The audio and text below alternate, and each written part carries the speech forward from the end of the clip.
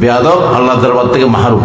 আদেবে আউলিয়া বেয়াদবে শয়তান। যাদের উপর বিশ্বাস রাখলে আদেবের নজর, ইমানের নজর, ভালোবাসার নজর রাখলে আমরা ইমানদার হব। আল্লাহ যাদেরকে ইয়া আইয়ুহাল্লাযীনা আমানু বলে ডাক দিবেন, তাদের শর্ত থাকবে কি? যাদের উপর আমাদের ইমান নির্দিষ্ট, যাদেরকে মহাব্বত করলে, ভালোবাসলে, আনুগত্য করলে, তাবেদারি করলে আমরা ইমানদার হব,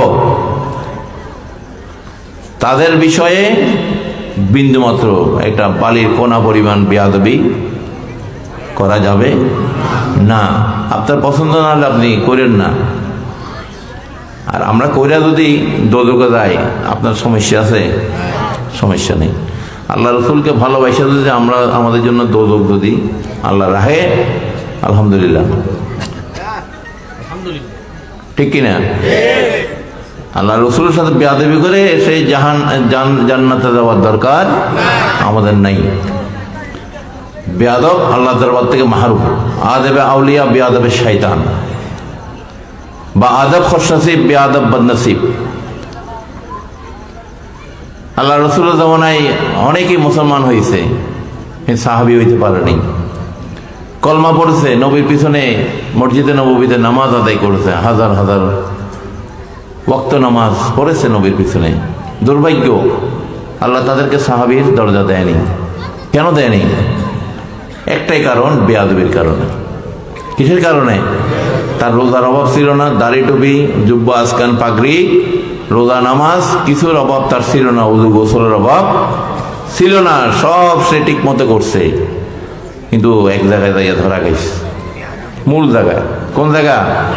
মূল জায়গা। সেটা হচ্ছে কি, তারা আল্লাহ রসুলকে বেয়াদবের চোখে দেখতো, বেয়াদবের চশমা লাগাইয়া দেখতো। আল্লাহ রসুল কি ভুল করে সেটা খেয়াল করতো। নাউযুবিল্লাহ বলেন।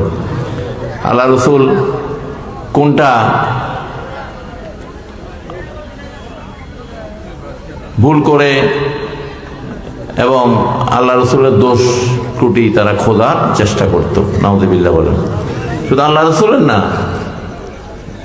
ওনার পরিবারের, ওনার বিবিদের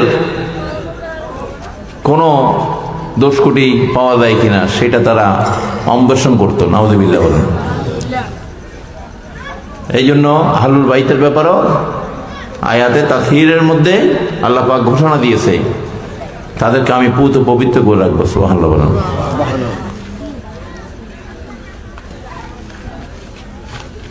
এবং এই আহলুল বাইত, আজকে যে মাদ্রাসা আহলুল বাইতের নামে, আলহামদুলিল্লাহ বলেন, এদেরকেও ভালোবাসা জন্য আল্লাহ হুকুম আছে। সুবহানাল্লাহ বলেন। কুল্লা আসআলুকুম আলাইহি আজরান ইল্লাল মুওয়াদ্দাতা ফিল কুরবা। আল্লাহ পাক বলছেন, নবী আপনি বলে দিন, আপনার সমস্ত কষ্ট পরিশ্রমের বিনিময়ে একটা প্রতিদান উম্মত থেকে আপনি চাইবেন। সেই প্রতিদান হচ্ছে আপনার আহলুল বাইত, আপনার পরিবারের প্রতি ভালোবাসা। সুবহানাল্লাহ বলেন। ইল্লাল মুওয়াদ্দাতা, মুহাব্বা বলেনি, মুহাব্বার উপরের স্তর হচ্ছে মুওয়াদ্দাতা। মুহাব্বা হচ্ছে সাধারণ অর্থে, আর মুওয়াদ্দাতা হচ্ছে উপরের স্তর।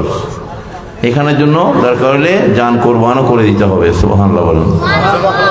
মোহাব্বত একটা ঘরে থেকে মোহাব্বত রাখলে হয়, কিন্তু মুওয়াদ্দাতা মানে আপনাকে ময়দানে এসে জান কোরবান করার দরকার হইলে জান কোরবান করবেন ওনাদের জন্য। সুবহানাল্লাহ বলেন। এই আহলুল বাইতের নামে যে মাদ্রাসা, আল্লাহ এটাকে কবুল করুক, আমিন।